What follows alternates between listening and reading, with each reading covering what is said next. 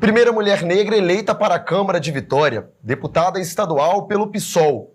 Mulher mais votada da história do Legislativo do Espírito Santo. A convidada de hoje é Camila Valadão. Eu sou Robson Maia e esse é o ES Brasil Entrevista.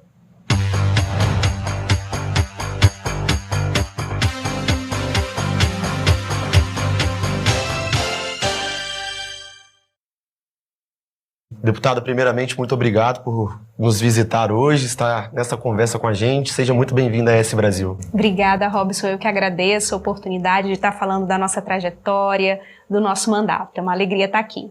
Deputada, eu queria que a gente começasse falando da sua trajetória política, né? Foi muito meteórica, chega na Câmara de Vitória, já de uma forma muito imponente, e depois vai para a Assembleia Legislativa. Eu queria que você contasse um pouquinho dessa sua luta nos movimentos sociais e também a chegada na representação política.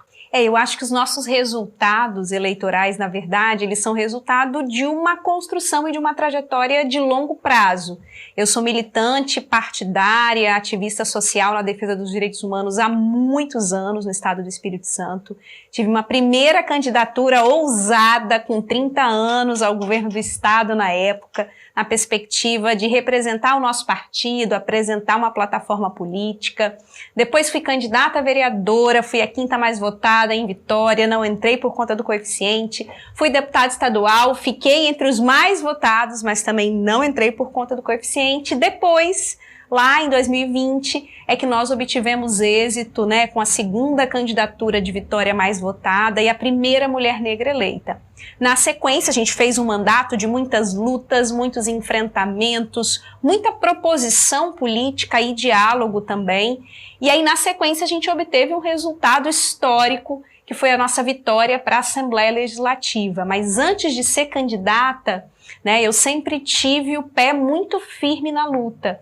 Então, militei no movimento de mulheres, acompanhei o movimento negro, militei no movimento estudantil na época, né, de estudante na universidade, fui integrante do Conselho Regional de Serviço Social, que é a categoria que eu integro, ou seja, uma vida muito dedicada à luta por convicção política. Então, os resultados eleitorais são uma espécie de consequência de toda essa trajetória e de todo esse trabalho. A gente vê muito engajamento nas redes sociais e uma fala muito forte, que o seu mandato é uma construção coletiva, seja de mulheres, população em situação de rua, LGBTs. Como o mandato tem atuado em favor dessas pessoas, especialmente agora a nível estadual? É importante, né? Porque quando a gente fala de mandato, na nossa avaliação, essa palavrinha já traz essa denotação, esse significado, esse simbolismo de coletividade, né? Então a gente vem tentando exatamente dentro do parlamento trazer essa expressão da coletividade. É uma parlamentar, mas de um mandato que tem muitas mãos, muita gente, seja através da assessoria do mandato, portanto no gabinete que a gente fala, ou também numa articulação política mais ampla, de forma permanente, que a gente busca fazer com os movimentos sociais. Então a gente vai, a partir dos projetos de lei, dos requerimentos de informação, das indicações, ou seja, dentro daquilo que são os nossos instrumentos políticos no parlamento, a gente vai o tempo todo trazendo essas pautas e bandeiras dos movimentos, como também abrindo espaços dentro dessa institucionalidade para que esses movimentos e essas pautas se expressem. Então a gente tem, por exemplo, indicações de movimentos para falar dentro da Assembleia, convidando, por exemplo, para a Comissão de Direitos Humanos, que é a comissão que eu presido hoje. Então a gente vai tentando, nesse cotidiano do exercício parlamentar, dar uma demonstração nítida dessa coletividade com as nossas ações práticas. Antes da gente entrar no assunto Assembleia, a chegada à Assembleia, é importante falar sobre a Câmara de Vitória. Foi um período curto de mandato, até porque foi eleita na sequência para o Legislativo, porém de muita atuação junto à Carla, as únicas mulheres na Câmara de Vitória, e uma gestão opositora à do prefeito Lorenzo Pasolini. Eu queria que você fizesse uma avaliação desse primeiro período no mandato enquanto vereadora. E quais os problemas que você enxerga hoje no município de Vitória, especialmente da época que você esteve no combate, na fiscalização também, de algumas de alguns problemas que a cidade enfrenta? Excelente pergunta, Robson, porque assim, a minha passada pela Câmara de Vitória, ela foi rápida, mas ela foi intensa. E isso ficou muito marcado para o cidadão e para a cidadã da nossa cidade. Tanto que eu tive a honra de ser a candidata mais votada da história de Vitória, entre homens e mulheres. Eu chego à Assembleia Legislativa com a maior votação do município ao longo de toda a história do processo democrático, pelo que a gente conseguiu levantar. E isso é uma honra e um voto de confiança no nosso mandato e no trabalho que nós fizemos. A gente pautou um mandato sempre com coerência e com princípio político, ou seja, a gente chegou dentro da institucionalidade, ainda que manter o princípio e a coerência não fosse ali o caminho mais fácil, no sentido de que a gente tinha uma Câmara ligada ao prefeito, no sentido de que para levar as nossas bandeiras a gente tinha que sofrer muitos enfrentamentos, inclusive a violência política, mas a gente manteve essa postura e essa coerência. Então isso eu acho que ficou marcado para a cidade de Vitória, e a confiança e os votos nós entendemos como uma retribuição ao trabalho que nós desenvolvemos. E entre os temas que me parece hoje, e já desde o início do nosso mandato, mais centrais na cidade, acho que são muitos. É importante a gente dizer que Vitória é uma capital que tinha um histórico importante de avanço em várias políticas sociais. Saúde, educação, habitação, principalmente essas políticas. E o que a gente observou ao longo desse período da gestão do atual prefeito foi um retrocesso. Eu dizia o seguinte, olha, é difícil conduzir uma má gestão na cidade de Vitória, mas o prefeito se esforçou e conseguiu fazer. Então a gente conseguiu piorar o atendimento na área da saúde para a nossa população, a gente conseguiu piorar a política de educação de Vitória, que sempre foi reconhecida no âmbito do Estado e até nacionalmente, inclusive, com uma grande qualidade em termos de professores, do magistério, dos equipamentos na área da educação. Nós conseguimos piorar a política de assistência, a política, enfim, habitacional nem se fala. E uma coisa muito básica, que isso é muito percebido pelo cidadão e cidadã da nossa cidade, que são os serviços essenciais básicos, a zeladoria da cidade. Até isso que Vitória sempre foi reconhecida por ter uma boa zeladoria, piorou. Então a gente está falando de uma gestão que fez com que a nossa cidade tenha muitos impactos para a sua população. E a gente entende que Vitória precisa virar essa página e voltar a ser essa capital que tanta gente sempre sentiu orgulho de viver, de morar e prazer de circular por ela. Uma das polêmicas também é o lado cultural da cidade, né? No Carnaval a gente teve a proibição no centro de Vitória, na segunda semana do Carnaval, enquanto em Jardim Camburi, uma área que o prefeito teve uma grande votação, aconteceu normalmente blocos do Costela, por exemplo, que é muito tradicional. E a gente vê também recursos presos hoje na Câmara de Vitória, aliás, na Prefeitura de Vitória, da Lei Paulo Gustavo. Você acha que existe também um sucateamento da área cultural do município? Totalmente. A política na área cultural, inclusive, foi uma das grandes críticas do nosso mandato, principalmente porque a gente não tem um projeto na área cultural, a gente não tem uma gestão da política de cultura. O que a gente viu é uma lógica apenas de eventos. Cultura não é isso. A cidade de Vitória sempre foi reconhecida com todos os limites e problemas. Veja, não estou idealizando dizendo que era perfeito, não. A gente sabe que tem muito que poderia ter sido melhorado, mas a gente está falando de retrocessos. Uma gestão que não teve projetos para a área cultural, que foi perpassada por denúncias diversas nessa área, denúncia de corrupção, denúncia de beneficiamento de alguns setores, uma lógica que foi uma lógica dos eventos. Nós queremos eventos, mas cultura não é só evento, Quantas outras possibilidades de ocupação, inclusive do ponto de vista da cidade, nos seus diversos locais, com várias possibilidades artísticas poderiam ser expressas nessa cidade. Você deu o exemplo do Carnaval. O Carnaval foi uma das nossas brigas, porque a gente viu uma verdadeira perseguição com algumas áreas da cidade. E a gente se perguntava, por que a perseguição está só nessa área e não está em outras? Para mim, isso demonstra claramente que essa gestão ela não tem compromisso com toda Vitória. Ela tem compromisso só com uma parte da cidade e não com toda a cidade. Deputada, agora chegando na Assembleia, a sua atuação atual. Recentemente você anunciou a saída de um bloco que era composto com outros partidos. A sua assessoria informou que já era uma saída planejada. Foi estratégico em alguns momentos para a votação de alguns projetos, formação, por exemplo, da Comissão de Direitos Humanos, mas que já era algo calculado. Por que dessa saída? E também eu queria que você comentasse a relação com o governo atual. Você já declarou que não tem problema em votar com o governo e contra o governo. Você se considera da base aliada ou opositor à gestão Renato Casagrande? Eu me considero independente em relação à gestão do atual governador, que é importante ressaltar que eu ajudei a eleger, né? Eu integrei a campanha do atual governador no segundo turno, porque entendia que o estado do Espírito Santo corria um risco enorme com o candidato que estava do outro lado. Felizmente, nós obtivemos uma vitória nas urnas, mas a gente entende também que o projeto do atual governo tem limites. E por isso que a nossa posição é uma posição de independência, porque nós entendemos que a nossa postura no parlamento deve ser coerente com os nossos princípios e as nossas pautas. Então, obviamente, lá a gente vai votar em projetos que nós entendemos que é melhor para o estado do Espírito Santo. Aquilo que não for bom não terá o nosso apoio nem o nosso voto, terá, na verdade, a nossa oposição.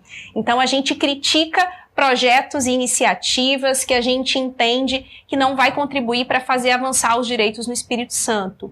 A entrada no bloco parlamentar, é importante a gente ressaltar que os blocos são previstos no regimento das casas legislativas, no Congresso e aqui também, na perspectiva, inclusive, de compor as comissões de trabalho, as comissões permanentes que o Legislativo possui.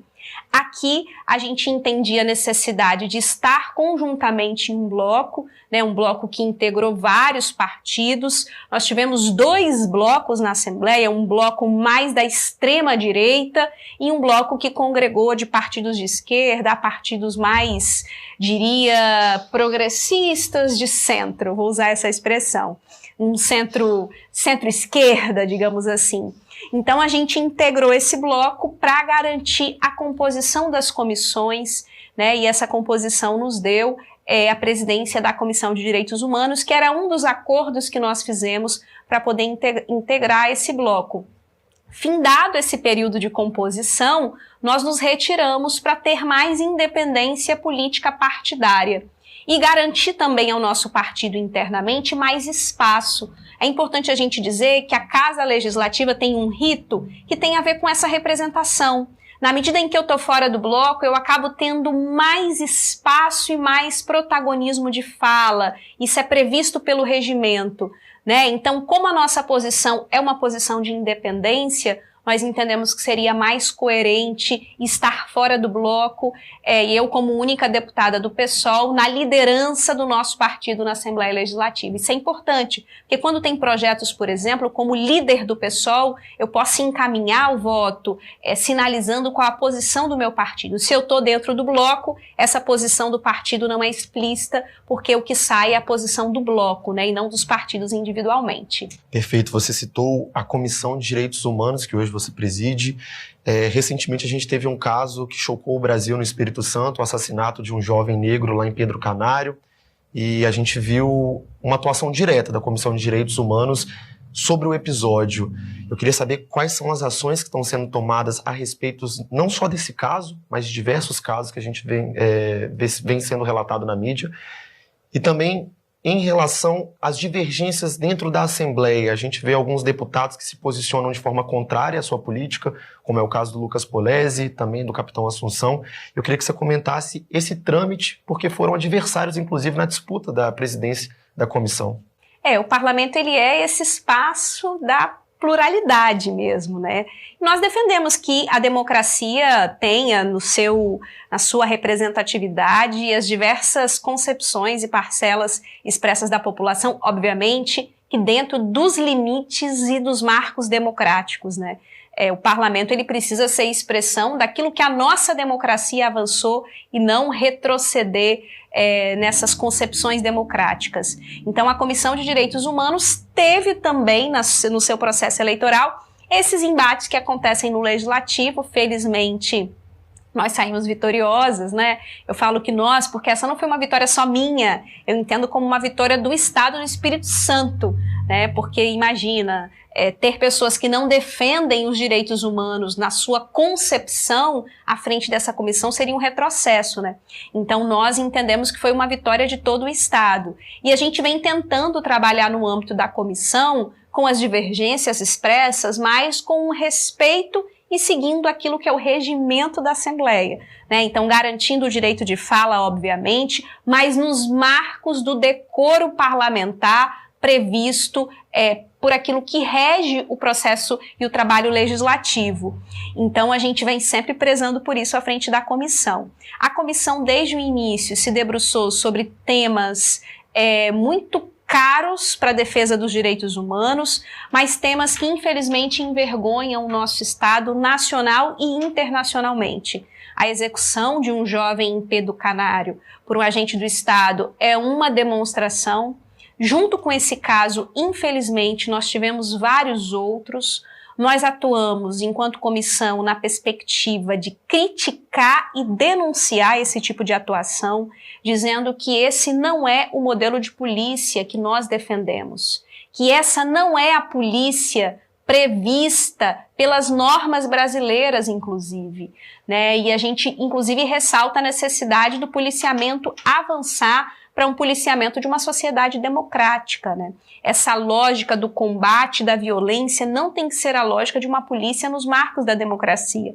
Então a gente fez essa denúncia, cobramos das autoridades policiais e demais autoridades a investigação e uma resposta firme para que isso não aconteça mais no nosso Estado, garantindo sempre o direito à defesa, ao contraditório, como nós prezamos em qualquer processo, mas dando uma resposta nítida para a sociedade, né, de que essa não é a nossa polícia que reivindicamos. Deputada, uma polêmica recente na Assembleia Legislativa é o ticket de alimentação para os deputados, aprovado no valor de R$ 1.800. Foi uma votação que pegou muita gente de surpresa. Você declarou que não sabia da votação do projeto, que foi agrupada em uma outra discussão. Eu queria que você reforçasse a sua posição em relação a esse auxílio que está sendo concedido e também se você está recebendo esse benefício na Assembleia Legislativa. Eu agradeço essa pergunta, porque eu considero a oportunidade de falar sobre isso mais amplamente e explicar, porque eu fui muito questionada acerca disso. Os deputados tinham feito uma sondagem inicial para saber quais eram favoráveis ou não à criação de um ticket para deputados. Nessa ocasião, eu tinha expresso minha posição dizendo que eu não sou favorável, que eu votava contrária, votaria de forma contrária, e essa não era uma posição só minha, individual, essa era uma posição política partidária. Ou seja, era um debate coletivo mais amplo. Nós entendemos que hoje o subsídio parlamentar, tudo que está colocado para o exercício parlamentar no Estado do Espírito Santo é suficiente. Nós achamos que não precisa ampliar benefícios para deputados. Inclusive, a Assembleia aprovou no ano passado, nós não estávamos lá ainda, reajustes escalonados para os deputados no Estado. Então, nós entendíamos que não era necessário garantir mais esse benefício, porque os que já estão são mais do que suficientes. Bom, expressamos essa nossa posição e fomos pegos de surpresa. Nós não sabíamos que o projeto do ticket seria votado naquele dia. Aí muita gente me perguntou, mas você não leu? Eu leio absolutamente tudo que está na pauta. Não estava na pauta. O que é estar na pauta? Quando a gente vai para uma sessão ordinária, existe lá na pauta todos os projetos que são votados. A gente acessa todos os projetos, a nossa assessoria lê, faz parecer, eu estudo tudo antes de votar. Esse projeto não estava na pauta. Para além de não estar na pauta, por vezes um projeto não está, mas ele pode ser incluído a partir de emenda. Foi assim que esse ticket foi aprovado, não tinha emenda escrita. As pessoas falam, mas Camila, você não leu a emenda? Não tinha emenda escrita, eu não li a emenda porque ela não estava. Entre vários pontos de pauta, o último da sessão era a criação da Comissão de Bem-Estar Animal, que é um projeto de resolução que a gente fala.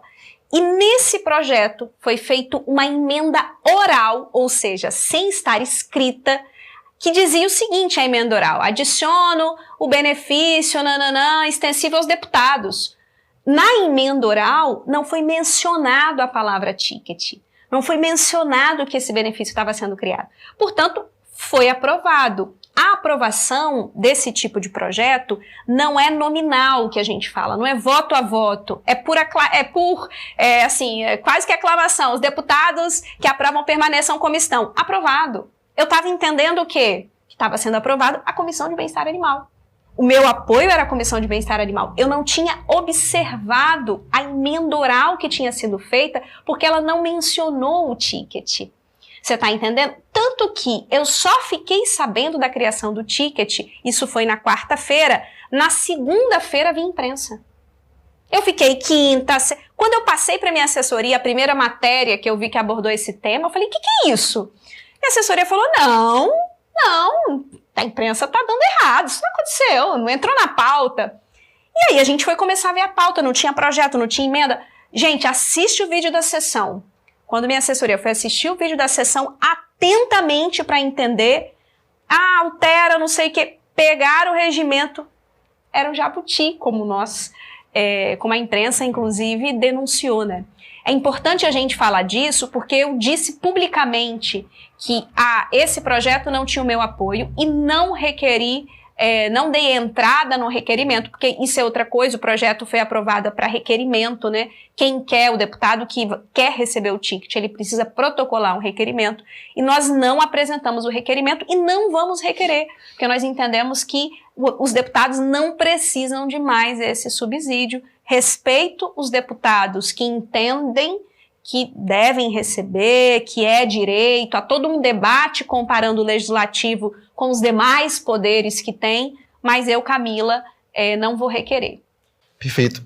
Deputada, para a gente encerrar um assunto que está no momento, a população tem se questionado e que acredito eu que até as pessoas que votaram em você têm questionado também, é sobre o pleito eleitoral de 2024. Você tem uma ligação muito forte com o município de Vitória, como a gente discorreu ao longo da entrevista. Existe a possibilidade da candidatura para o executivo do município de Vitória? Existe a possibilidade. Hoje, essa candidatura não está sendo construída no sentido, ela não está dada. Se você me perguntar agora assim, Camila, você é candidata? Agora eu não sou candidata, mas existe a possibilidade, porque o debate eleitoral, ele precisa acontecer dialogando, debatendo, construindo. Uma candidatura, ela só existe a partir do debate coletivo, como eu sempre acredito. E por que eu falo que existe essa possibilidade? Porque nós obtivemos um resultado eleitoral muito importante na cidade de Vitória, com mais de 16 mil votos. As eleições passadas, elas dão para o nosso partido, para mim, a autoridade política de ser candidata na cidade de Vitória, embora o debate eleitoral não tenha que perpassar só por isso, né? Ou seja, a cidade confia na gente para isso e a gente quer seguir debatendo com outras forças políticas como que nós podemos nos apresentar no sentido de fazer a cidade avançar. Vitória merece mais. Né? E aí eu tenho certeza que nós, inclusive, temos mais condições de garantir aquilo que a cidade precisa, pela sensibilidade com essa cidade, por ter vivido enquanto vereadora a dor e o sofrimento da população, por ter rodado muito a cidade de Vitória, os equipamentos públicos, ter dialogado muito com servidores públicos, ou seja, a gente sai do parlamento conhecendo muito bem o que é a cidade de Vitória e com condições de apresentar um melhor projeto político. Mas nós queremos debater, queremos dialogar. Muitas pessoas me pedem, sai candidata, por favor, venha candidata. E a gente fala, a gente quer debater e a gente quer conversar e é isso que a gente vai fazer no próximo período. Nesse momento eu estou muito preocupada em fazer um bom mandato na Assembleia. Foi muito voto, muita confiança na gente e eu quero fazer um excelente mandato. Em virtude da confiança que foi dada pela população. Então, por hora, eu vou ser uma excelente deputada, seguindo, obviamente, acompanhando a cidade de Vitória, que o nosso compromisso é também com essa cidade, para que ela avance, e depois a gente vai pensar, conversando com muita gente, se essa candidatura vai se concretizar na capital. Perfeito, deputada. Muito obrigado por ter topado essa conversa com a gente. Sinta-se sempre bem-vinda aqui na ES Brasil. Eu que agradeço a oportunidade de falar da nossa trajetória, projetos, compartilhar esses temas polêmicos também, dizer que nós estamos à disposição de vocês sempre, né, e de todo cidadão e cidadã do nosso estado. Essa foi a conversa com a deputada Camila Valadão. Para essa e outras mais informações, você confere em esbrasil.com.br ou na nossa edição impressa em Revista ES Brasil.